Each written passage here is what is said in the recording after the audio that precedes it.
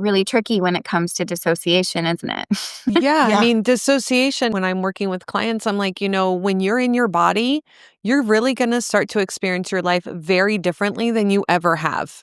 And you might find Yeah, out like, yeah. hey, I really want more of this. But a lot of times you're like, where am I at? What have I been doing? And what am I signed up for? Because I don't actually want to do this anymore. And I don't even know that I have Right. it in me to fake this anymore. Oh my God, this is so relevant. Yes, I fully agree. Like all of a sudden you're like, wait, I have boundaries here? I didn't. I don't like this. I don't like this. I don't like Yeah. this. Yeah. And maybe it's my whole life. Yeah. And now I'm feeling things. Right. Yes. Now I know. Mm-hmm. Yeah. Now I know. I didn't know.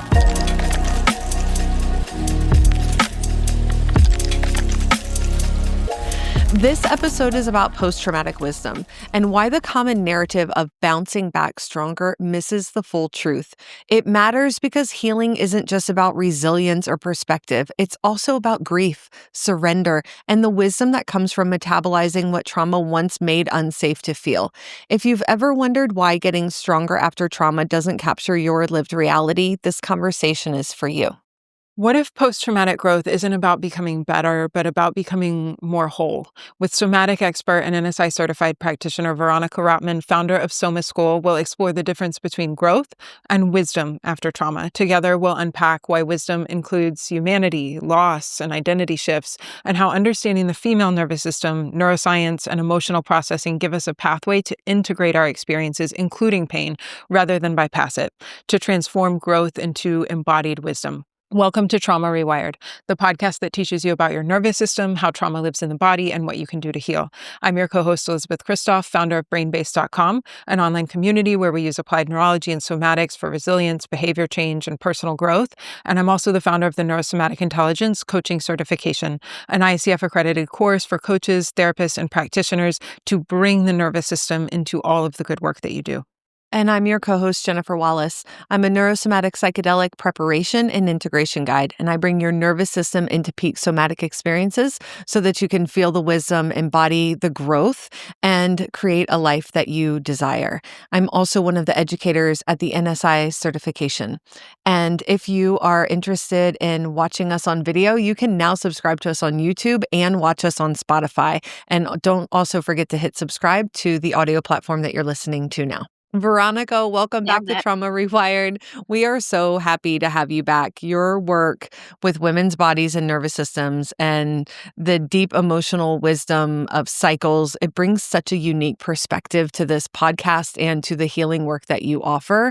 And so to kick us off, would you please share a bit about your journey that's relevant to this conversation of post-traumatic growth and wisdom and any personal experience that really shaped your understanding? I'd love to. Thank you so much, Elisabeth and Jen. It's so wonderful to be back here with you in this space. I mean, I know we're here virtually, but it really feels like this third time that our conversation and our friendship has its own shape and its own container, even if it's virtual. And I've been reflecting on watching how this podcast and everything you both have created with NSI has grown over the years, and how that has really mirrored my own growth with Waking Womb and Soma School. And that is really abundant and beautiful. But I also know from knowing you both that you are devoted to your own inner healing and your own transformation beyond just this outer representation of what growth means, and that sort of like linear trajectory that I think our culture wants us to chase. And here's the thing, I'm not here to like shame anyone for wanting to enter healing through that doorway. I think it can be a gift to perhaps into healing through that doorway. I know a lot of us do. Like we want something, we desire something, we see ourselves as worthy of something more than what perhaps trauma has given us, right? Perhaps we have symptoms that we know we are worthy of healing. We have setbacks and patterns that hold us back from reaching our dreams. And so, yes, enter into that doorway. Maybe it is just for chasing your dreams, and that can be really beautiful, but know that there's something deeper there, something that's more about alchemizing, and holding your identities more loosely. Mm. So for me, it has really meant that the tight grip I had around who I thought I was, and I don't just mean the flaws I perceived myself to have. I mean some of the things that I really believed were true about me. For example, I still remember vividly hearing about, the highly sensitive empath. When I first, came across the work of, it was in the podcast with uh, Alanis Morissette. She was interviewing Dr. Elaine Aron, I think Mhm. her name Highly is. Yeah. sensitive person, And Elaine Aron. it, exactly. And I was like, this is it. This is me. I feel so seen. I feel so heard. And I just took that identity and really ran with it. And when we kind of build a fortress around these identities, it can be so validating and resourceful, but it also meant that I buried a lot of the other parts of me that limited me. Mhm.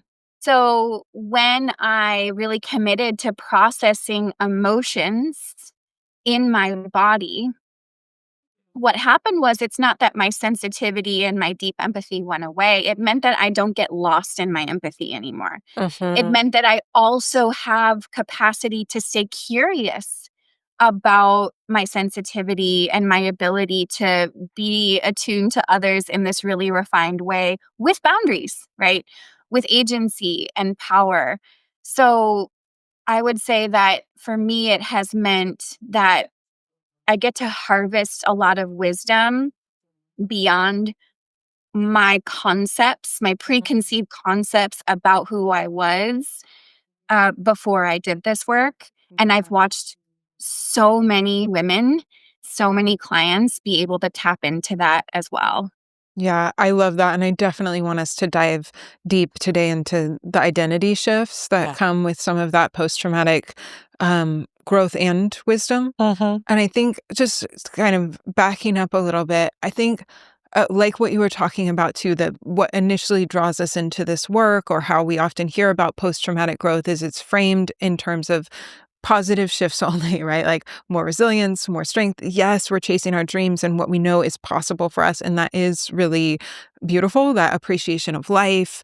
But also, I think there is a space where this can be overly romanticized, getting to like an end point, Yeah. like a shiny end point, like I'm going to do this and I'm going to get here, and not recognizing the messiness of the middle and maybe even the ongoing messiness The of all of that, humanness the of human messiness. experience of it, and that not all of it is because of our trauma. Some of it is just being a human being. Yeah. And so Mhm. really looking at some of the difference between wisdom and just growth. And I think that wisdom acknowledges that paradox, that there's an ability to hold the complexity of the joy and the grief, the strength and the Yes. fragility, the wisdom that comes when you can surrender and allow yourself to lose certain identities, like you were saying, or perhaps relationships that fall away with that, Mhm. and those versions of ourselves that we can't carry forward. So, Veronica, I'd love for you to talk a little bit about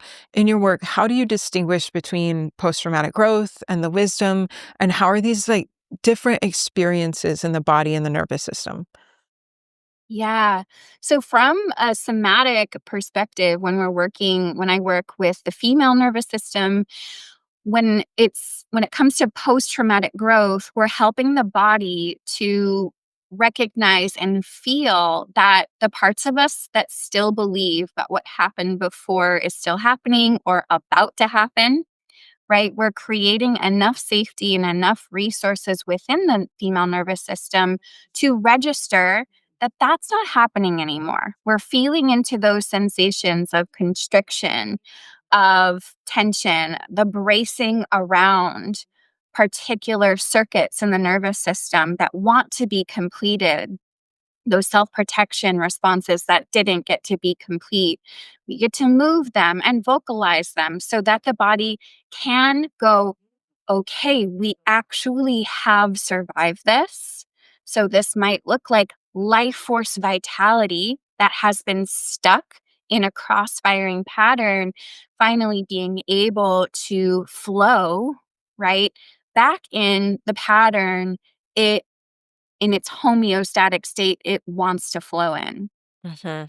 And then for me, from a somatic perspective, when we get to do the deeper work in harvesting our body's wisdom through emotional processing, especially through the cycles of the female nervous system, we are doing this more so in present day reality as it's happening Mhm. versus let's go back into these experiences from the past that are still here in the body. Mhm. And what I often tell people is that when you do this work, yes, life is going to give you more because you're expanding your nervous system capacity to be able to create more and hold more. But that includes all of it. Like you said, Elizabeth, the raw, messy humanness of it all. So, yes, you might get more money. Yes, you might get that dream relationship. But guess what that comes with? It Mhm. also comes with loss. It Yeah. also comes with pain. I mean, that is inevitable every time we put ourselves out there vulnerably, that is a risk. And we have to be able to hold ambiguity and uncertainty when we are being vulnerable. And I don't think when we use these very technical terms of like expand your nervous system capacity, it sounds so like, okay, I'll just reorganize my, life force vitality. It sounds so clean. It sounds so like, sure, I'll just reorganize it. And what we're actually inviting you into is to be vulnerable. Like we're Mhm. stretching your capacity for vulnerability, which is really scary for most of us. So, you know, I'm not saying that to scare anyone. Like I don't want to know what my life would look like without this work, but this is an invitation to go beyond the, uh what you might read on the internet, which says that nervous system regulation is like this very clean and clear cut Yes. Yeah. approach to life. Yeah. Yeah. If it were that easy, more people would be doing it. And I think when we're talking about growth asks us to metabolize emotions instead of bypassing them. And like you said, like anger, grief, fear, pain, that's not ever going away.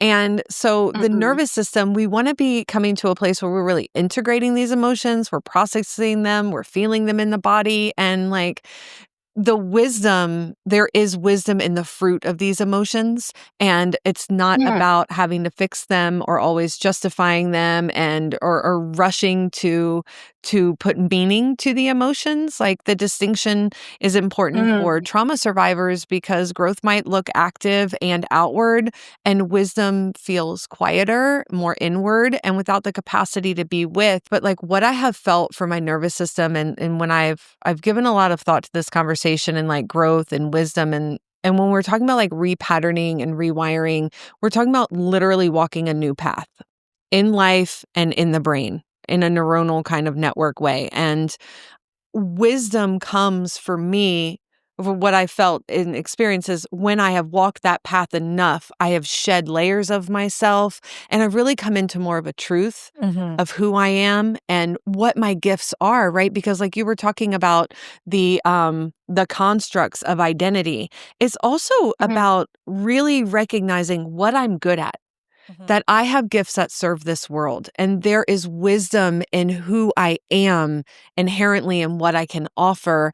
And it's also about embracing a really fullness of the self, Yes. as well as Mhm. understanding that like I'm not perfect, I'm messy, and emotional processing is a bridge for me to meet that wisdom, to meet growth, and to continue to push the edges of growth and experience more wisdom. And Yeah, I Yeah. think all of that's Yes. so important too. And what both of you were talking about, Veronica, when you were talking about like as a life expands, like there is more. And then as you step into your gifts and know your truth, like there is more with that. And so all this talk about expanding the capacity, it isn't this clean cut thing, but that life is going to get bigger, including all of the emotions. Mhm. And sometimes when there's something that I'm really being called into, at first there's like big fear, Yeah. big terror that has to be processed with that, and not in the way of like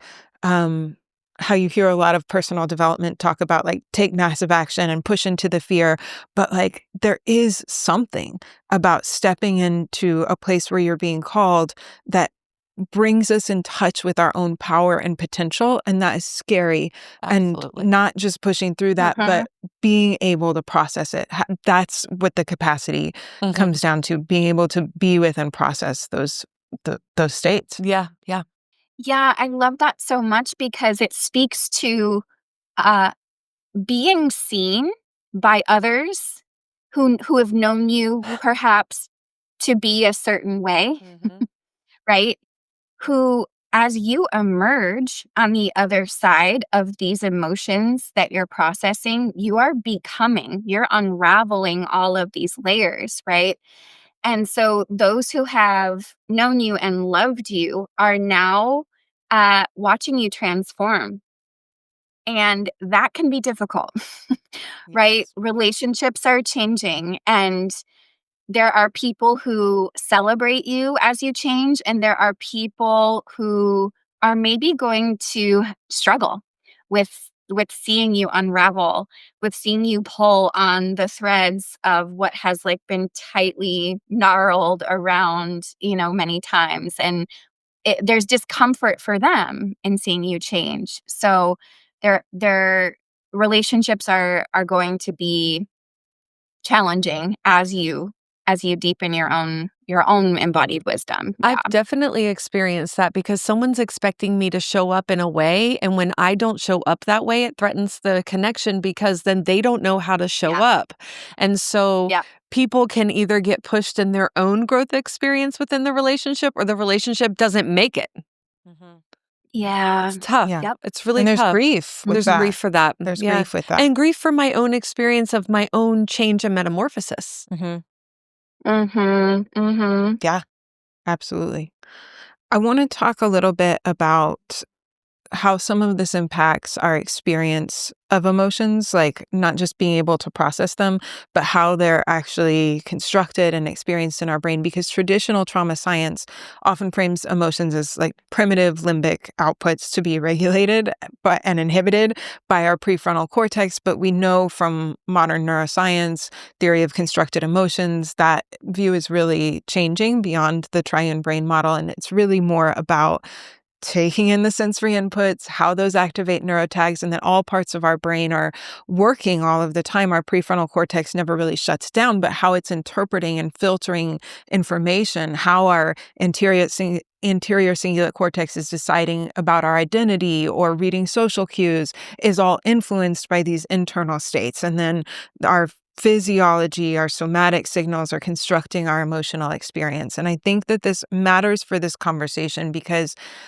trauma reorganizes those predictions, right? All of those constructed emotions are based not just on our somatic signals that are happening in that moment, but on what our brain is predicting is going to happen because of those internal states. And so if we've been patterned and conditioned by trauma, we read and interpret a lot of those internal sensations as threatening or things that need to be braced against. And our emotional states are patterned toward survival.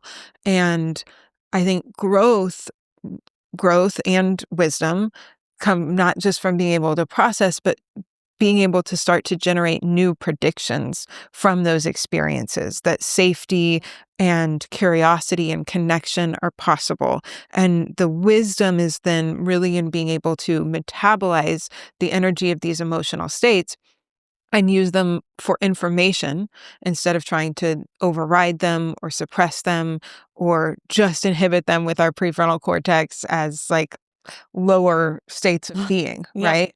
And so in your work, Veronica, with people, especially as you're working with women, how do you see some of the emotional predictions start to shift towards Mm. safety as people are able to somatically be with their bodies? And how does that impact somebody's ability to grow and respond and predict the world differently from this work? Yeah. Yeah. Well, with the female nervous system in particular, we are more impacted and motivated by the social engagement system. So there is this tendency towards being hyper attuned in, you know, in social settings to others, to the social and physiological body based cues of other people. And because of that, we are neurocepting potentially, especially when you add trauma to the equation and relational trauma to the equation, more cues of threat. When we read things like facial expressions, studies show we're more likely to interpret facial expressions negatively if we have trauma versus even when they're not negative. So, what I see happening, even just in watching my clients over time in class or in one on ones, is that they're able to engage with me, eye contact, right? Being able to turn towards me relationally without needing to turn away. And I relate to this so deeply because their body feels safer, neurocepting safety in the relational field itself. And of course, interoceptively, of course, there's more activity in the female nervous system in our insula.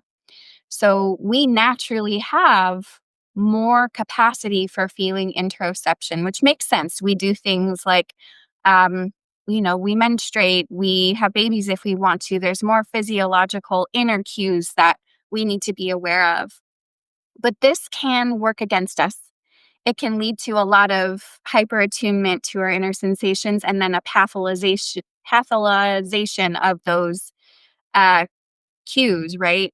So we work a lot with the female nervous system and helping to actually uncouple that association of any little twinge inside or any little whisper of sensation equals there's something wrong.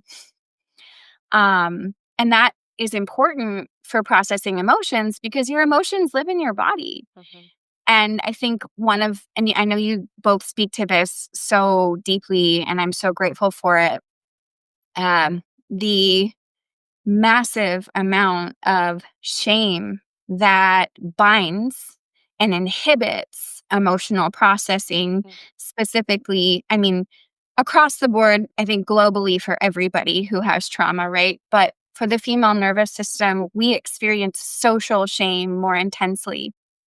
So, working to unfreeze the nervous system, thaw out, freeze, and really unbind the shame so that we can have free flowing anger, so that we can have free flowing, even pleasure, free flowing fear, grief, all of it, because the shame really packs on this inhibitory brake around all of our emotions so that we can't feel them. And I know for myself, it created a lot of dissociation. So I always knew I was a deeply feeling human being, but there was this sense of there's this undercurrent of so much to feel, but I can't feel it. Yeah. Like Yeah. Hard I relate. have a, yeah. Yeah, I So really I have relate so to much that. to, yeah. Yeah. Well, there's this sense of like, when it comes to the dissociation, like I know there's a lot of wisdom there too with those emotions, but I'm not able to verbalize it, right? Because if you can't feel it, how can you tap into that reservoir of your own truth? When you think about the idea of feeling it into verbalizing it, is this the growth turning to wisdom? the spectrum of how the emotional experience starts to express. Am I Totally. saying that Yeah. right? Are you getting what I'm saying? Yeah, I'm Okay. picking up what you're putting down. Yeah. 100%. And I think that there can be a major block for a lot of people and a lot of women, especially with vocal freeze, right? Yeah. We're taught to shrink our voices and not express. And uh even the term regulation itself, I struggle with, because we are naturally meant to fluctuate in our Mhm. emotions more. Mhm. And that's a gift. And it's not just a gift to us, it's a gift to everyone around us, that we feel deeply and we love deeply, right? So, yes, I think that we're meant to share our wisdom. And when we're not able to process that somatically, it's really difficult to be able to verbalize that gift. Yeah. Yeah, and I think, if emotions are predictions and we're able to update these predictions through our experiences, then if grief is safely processed, the nervous system learns that we can survive this energy, and then the prediction shifts from overwhelm to I can be with this. And maybe I can even share this, right? And this is where I have Mm, found that NSI practices have been so powerful, because by working in my physiology and the modulation of activations of emotions, that we can change that neuroceptive landscape, creating conditions for these new predictions to come through, and then processing becomes possible, and that allows integration, and then that post-traumatic wisdom to come through. And it's not that trauma takes our cortex offline, it's that our thoughts and motivations are reorganized by survival predictions. And so processing mhm. emotions is what lets the new predictions emerge. And so, Veronica, I'm curious, from your perspective, how can somatic practices help someone shift predictions that their nervous system is making so that post-traumatic wisdom becomes available? This November, we're diving into a topic that I'm really excited about: hormones, stress, and the female nervous system, in a brand new live workshop happening November 13th at 12 p.m. Central Time. I'll be joined by Veronica Rottman, founder of Soma School and an NSI-certified practitioner who specializes in the female nervous system and cyclical somatic practices. Together, we'll explore how hormone cycles shape stress responses, mood, and capacity, and how to integrate applied neurology and somatics to support your system through the different phases of your cycle. Whether you're a practitioner or you're just curious about how your own body works, this workshop will give you a new understanding of the connection between hormones, the brain, and the nervous system. Join us live or catch the replay. You can register at neurosomaticintelligence.com/workshops. Yeah. Well, the way I see it is we really need, especially for the female nervous system, in tiny amounts, to increase our nervous system's ability to perceive safety instead of threat over time. And this takes time. This takes gentle amounts at a time, because if we pump the brakes too soon, it can create the opposite effect, right? Lead to more activation. And for the female nervous system, our primary regulator is oxytocin. So I uh I really like to emphasize that we not only need more parasympathetic downregulation, it also holds the element of relational connection, right? Oxytocin is this neurotransmitter that is elicited through deep emotional connection with the self. It's not just, we don't have to do it with other people. I know there's lots of people out there who live alone. Um, you can elicit oxytocin through gentle self-touch, through feeling your own emotions, but also with pets, with nature. And especially when you have attachment trauma, it can be tricky experiencing it with others. So just know that if you experience that, it's not something that you have to have other people to uh, feel in your body. So when we titrate that, to quote Peter Levine, in the right amount, we establish enough safety to then go into the activation, so that our nervous system can begin to predict, as you said, Jennifer, more accurately, that our grief, that our rage, that our terror, whatever it is we're processing, is safe indeed to digest, to metabolize. And what happens is when I have been with I'm just going to use grief, let's go with it. If I have been with my grief enough to the point that I not only cognitively know my grief is a physiological sensation. So for those who are listening, I can say that all day. It's grief isn't, a narrative. It's a physiological sensation, blah blah blah. And you can hear me say that as many times as you want, but until you feel it and you have the experiential understanding of that, it's very different. But once you have that, you can enter into life and into relationships wholeheartedly with that vulnerability because you can survive it, because I have been with my grief before. And so even if I get my heart broken again, which, our hearts are going to hurt in life, that's going to happen. People die, the list goes on. I don't need to name it all. And you can survive it because you've been there before and you felt, oh, grief is this heaviness in my chest. And when I place a hand on it and I give voice to it or move it and I feel it move down and I breathe, I know it deactivates eventually, right? So when I know that, I can trust that I can handle life and I can handle relationships and I'm able to enter into it and share that with others, right? Mhm. And speak to grief in this way where I don't need to know so much about it, but Mhm. I can invite others into a relationship with it. Grief Yeah. is really connecting, I have found in the journey of just what life is, right? Because we're always going to experience loss Mhm. and it's something that connects us.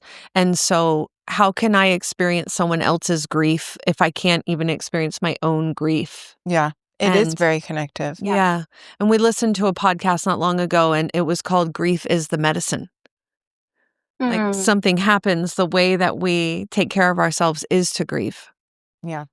mhm, mhm, So many thoughts are coming up, especially when you were talking about the dissociation that occurs and, as in the way that we predict emotions and um, the way many of us come into this work being very dissociated, intellectually understanding that grief is something that we feel in our bodies and that it is a physiological event, but not being able to have that embodied experience safely. So just want to highlight like the importance of like minimum effective dose emotional processing, creating regulation and safety through that so that we can um, have these experiences that really lead to the wisdom. And then as you were talking, Veronica, about that dissociation, what came to my mind, and this is something I'm probably going to really butcher, so some listener might know this story better than me, but I was thinking of like so much post-traumatic growth. You hear about people being resilient and strong and the things that they accomplish mhm, after their trauma. And I remember mhm, listening to Dr. Vincent Folletti, who was behind the ACE score development of that test, talk about a woman who had a severe childhood history of trauma and went on to become a judge and was very accomplished and like rose up in the ranks and in spite of all of this trauma. But at a very young age, she got very sick. She had like 3 mhm, different types of cancer. There was a high mortality rate. And I think there's just such a difference between this idea of like, what doesn't kill you makes you stronger.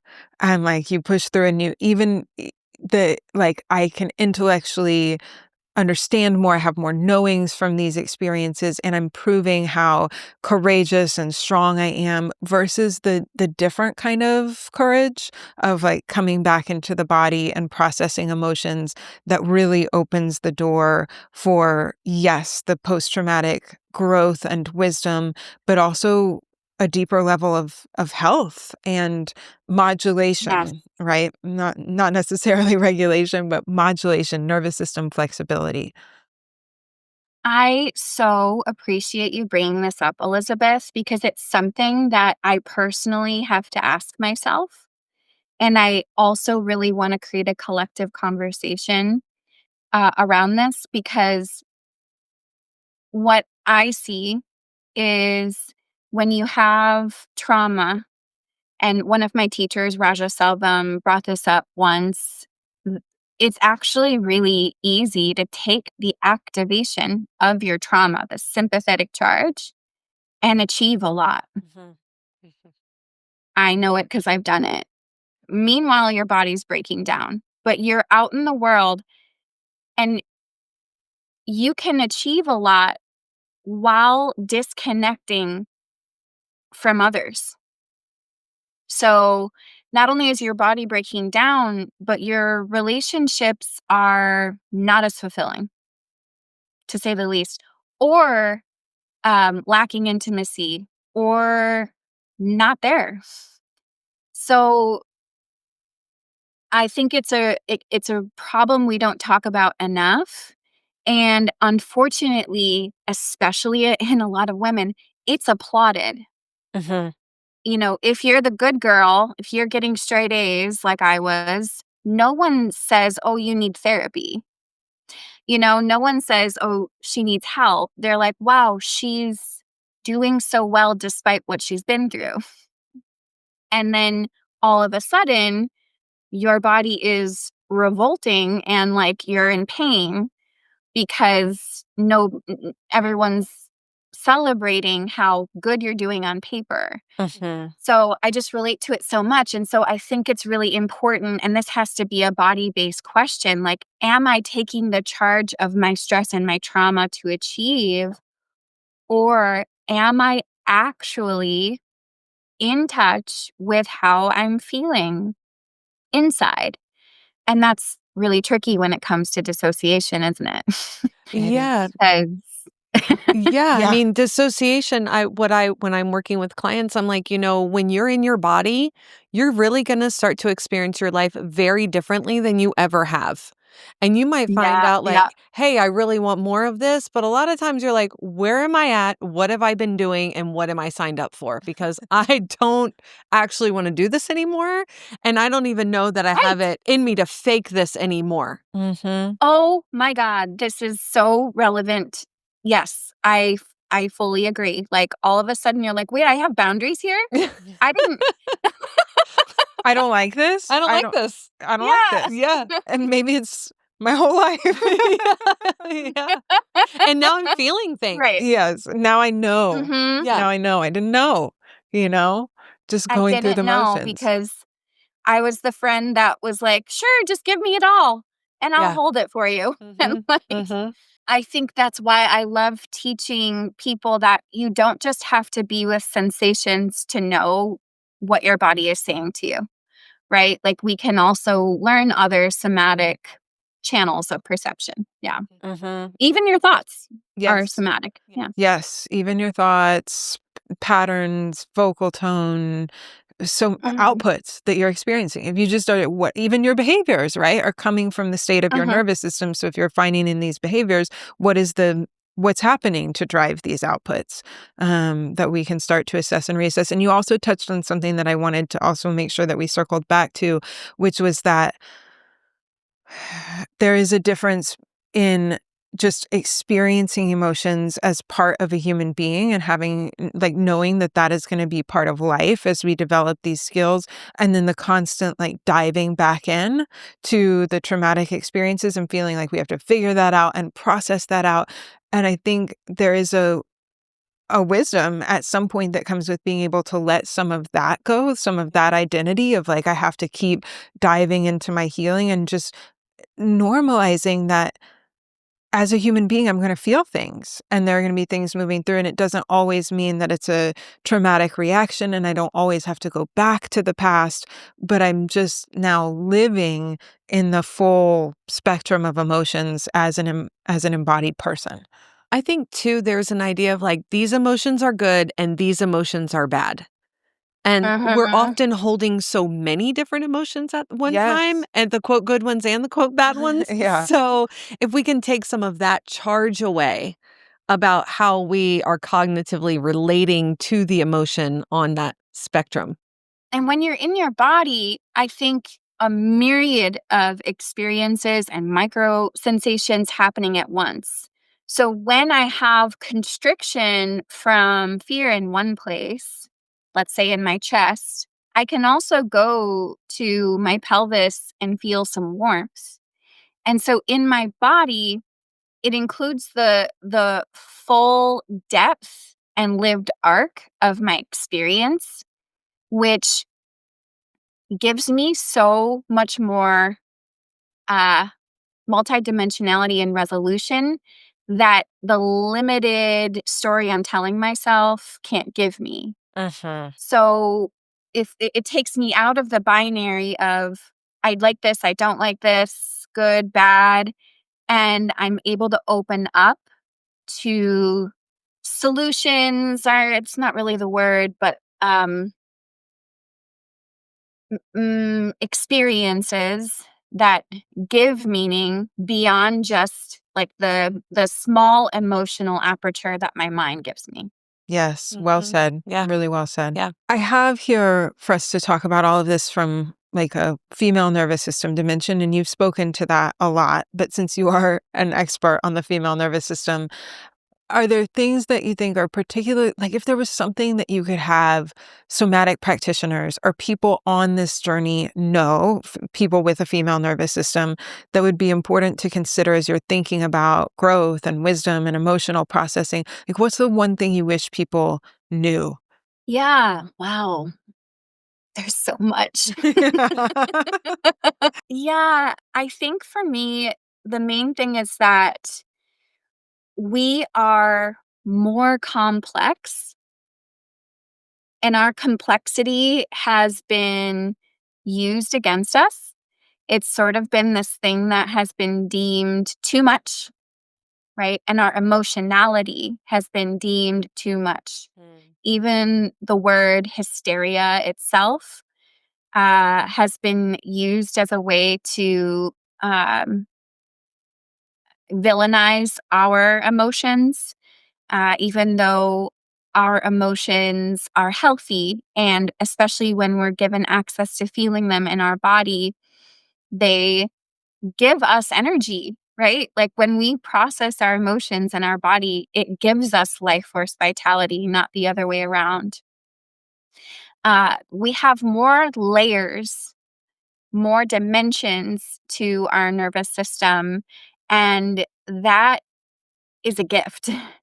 It's not something that's too complicated. If anything, our intricacy makes us so rich in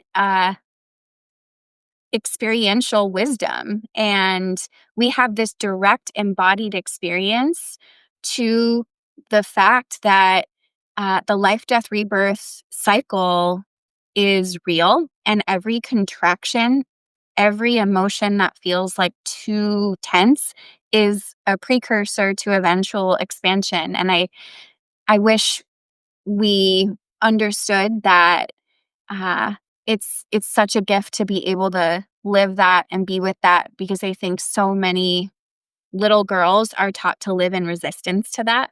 Mhm. So it's not just this thing that a lot of men are against us. It's also like things we have internalized against Mhm. ourselves from the systems, right?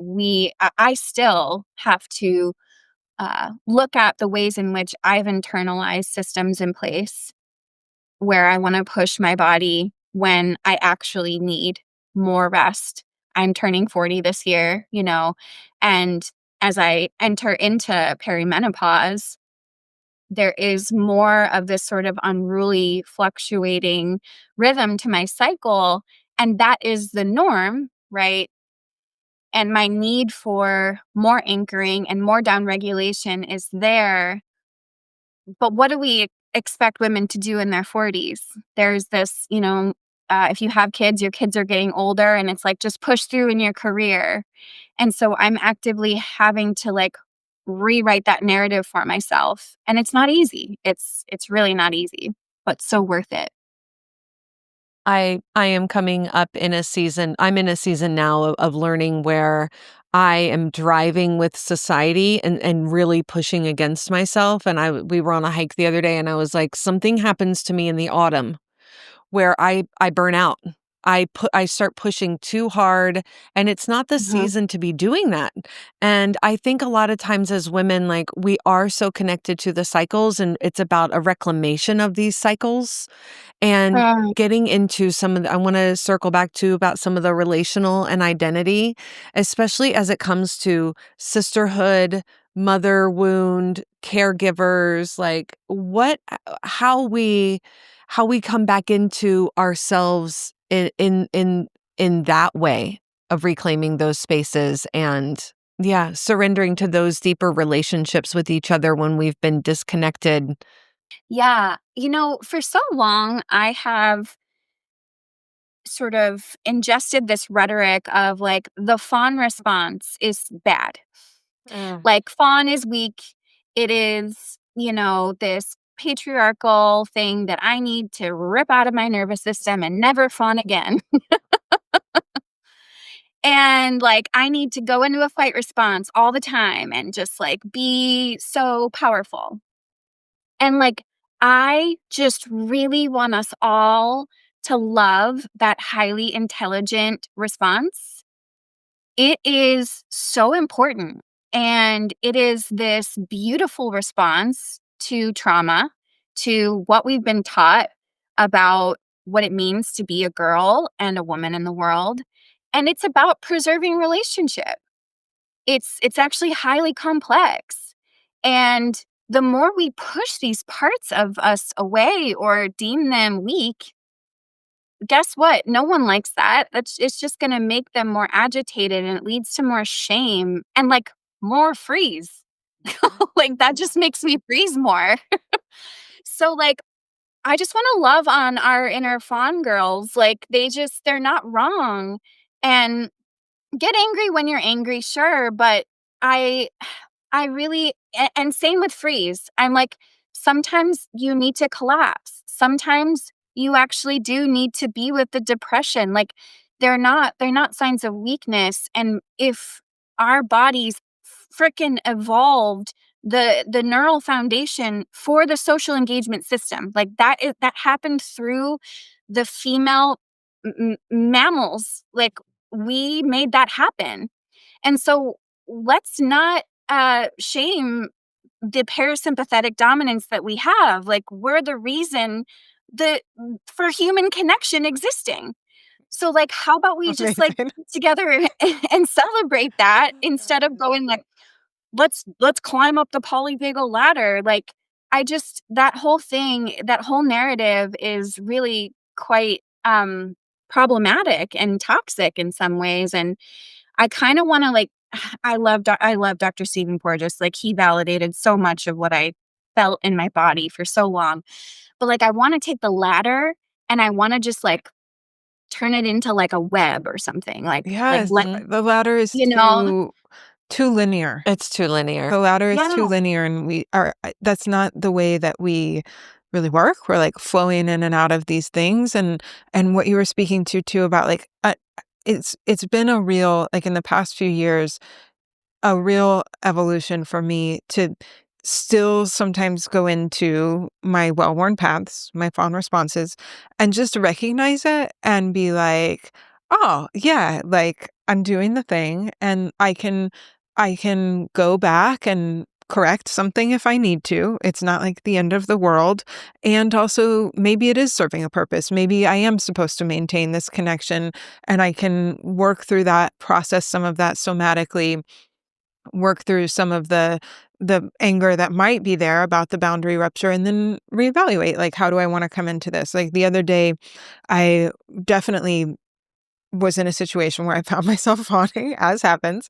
and I found immediately after I didn't want to tell anyone about it. I was like, how could I do this? I've set myself up in such a bad way. And then I realized that response is just disconnecting me more. Right. And Totally. so the shame to the fawn response is now creating the disconnection that I was fawning to try to protect. Yeah. And it's like, what's happening here? And so I can just be like, oh, I'm doing the thing again, Yeah, and it's yeah. adaptive and it's no Yeah. big deal. And I'll fix it if I need to, I find that the Mm. energy of fawn really changes depending on who is the person and how we can engage with it, because I have a very dear friend of mine that's a huge fawner. And she Mhm. also really loves to give to me. And so how Mm. am I receiving and relating with her versus someone who's fawning to me and kissing my ass? I can't, you know what I'm saying? There's a different energy that's coming Yeah. from it. And then it depends on sort of how I engage with it. So if I can engage with her fawn with gratitude and almost intentionally give some of that back, it Mm. really serves our relationship. It's very loving. Mhm. And I love that. Yeah. I don't think, especially because as women, we are meant to co regulate together more and heal together. I really see such powerful transformation happening when we embrace one another and nurture one another.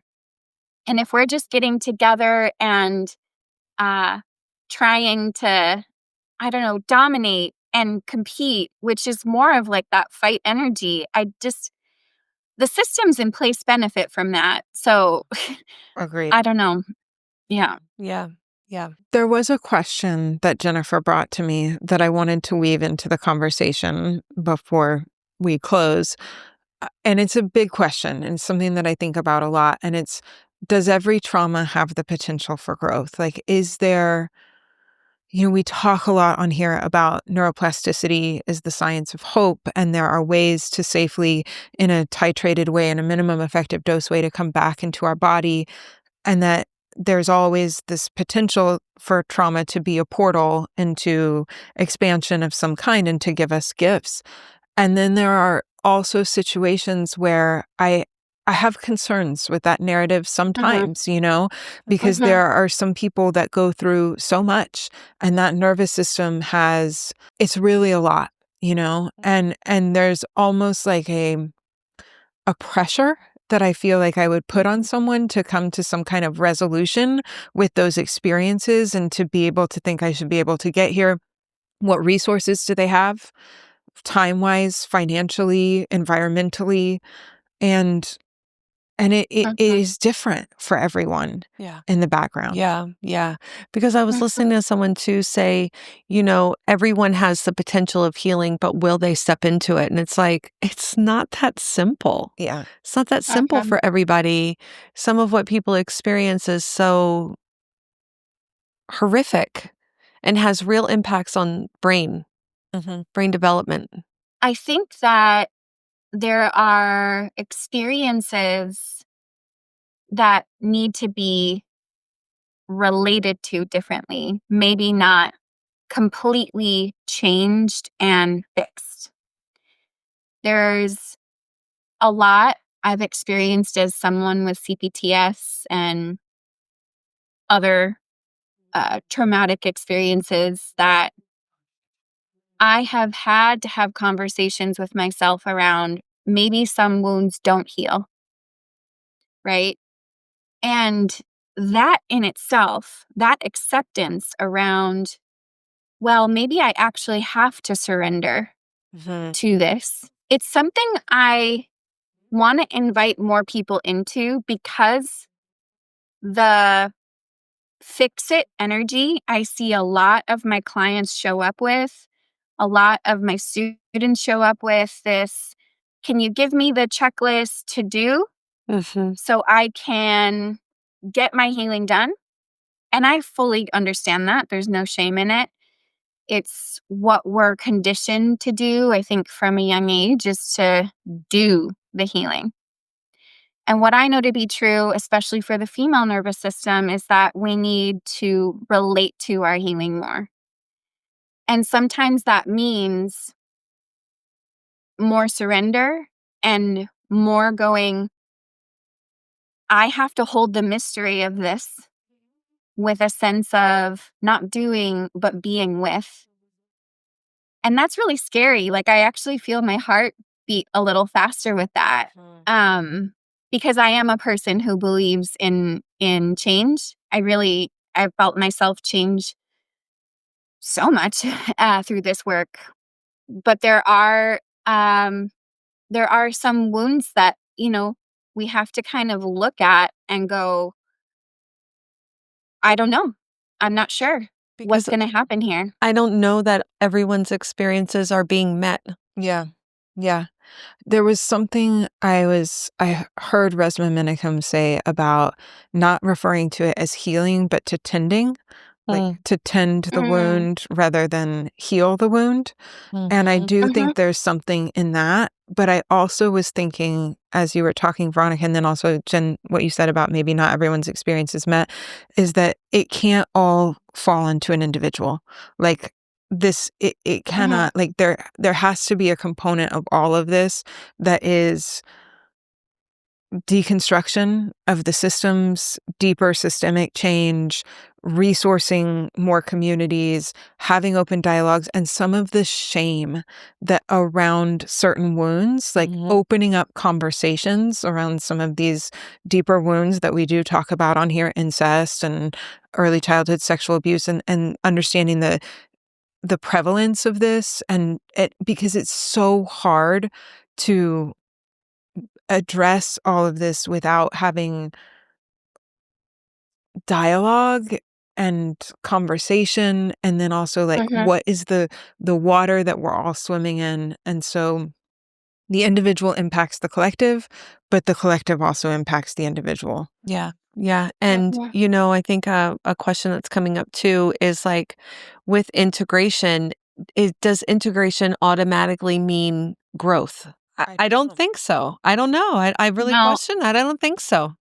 Yeah. I I don't think there think is a so. wholeness, like Hmm. a growth in that Mhm, way of like you're a more integrated human being that has complexity and feeling, but like mhm, like you were both talking about, sometimes it means I am aware that I need more rest. I am aware that I don't want to push into some of the things that I have previously been able to push into, and so life might look less fast-paced, less forward moving as we are mhm. integrating these experiences and really returning to wholeness, I think. Yeah. And growth defined by whose path? Like, Yeah. it's what is growth even? I mean, if we're defining it by our culture's viewpoint, then definitely not. Like, That's true. I'm realizing I'm a person who tried to fit into the square for a long time. I was like this, trying to achieve, trying to fit in, and I just kept getting bumped out of the square, and now I really don't wanna fit into it anymore, Mhm. and that is such a relief. It really is like, and Mhm, matrix actually means womb. Right? So it's like there's a matrix that we are escaping from, the programming of the hierarchy and the ladder and all of that, but matrix in the Hebrew means womb, right? And we live in the matrix because we're in the creation. We exist mm, in creation. Mm. And that is the matrix mm, that we as women are always trying to return to and be with, I think, in our natural state as humans, really. That's what we're trying to return to. So I think that's some weird programming that we're also in. And I think really good point. What are we defining as growth, right? Yeah. Like, are we talking about growth? Are we talking about wisdom? Whose definition of growth? What does that path look like? And it's, those answers are very individual. Yeah. Yeah. mhm. What would you want to leave people with from this conversation? I think that your body offers you this opportunity to go places that hold more ambiguity and more mystery, and that can be scary and vulnerable.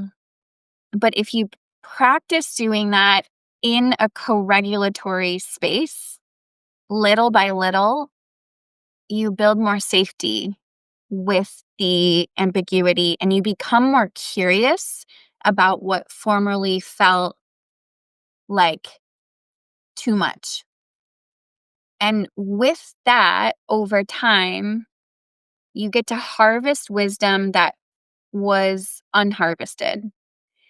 And that helps you place your hand on the pulse of something greater than you, right? Like that connection to something, maybe it's spirit, whatever you want to call it, the connection to us all, something more eternal. And that's my invitation to everyone. I love Thank it. It's a you. That was beautiful really beautiful. invitation. And we'll have links for Soma School in the show notes and ways to work with you and find you at Waking Womb on your socials. And we just really want to invite our listeners to not only subscribe to this podcast, but if you're looking for tools, if you want to expand your practice with emotional processing and get into functional neurology, join our community. And we hope to see you somewhere.